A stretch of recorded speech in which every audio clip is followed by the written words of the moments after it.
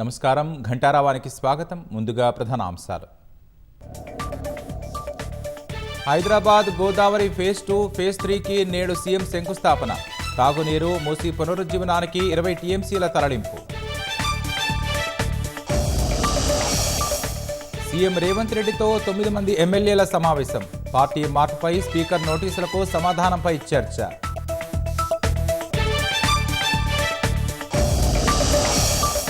జోరందుకున్న పాత బస్తీ metro road విస్తరణ ప్రక్రియ. రైట్ ఆఫ్ వే పనులు కీలక దశకు చేరాయన్న అధికారులు.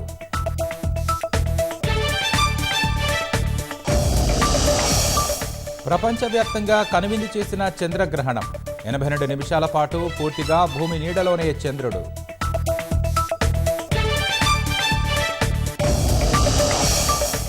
చంద్రగ్రహణం అనంతరం తెరుచుకున్న ఆలయాలు. సంప్రోక్షణ చేసి భక్తుల దర్శనాలకు అనుమతి.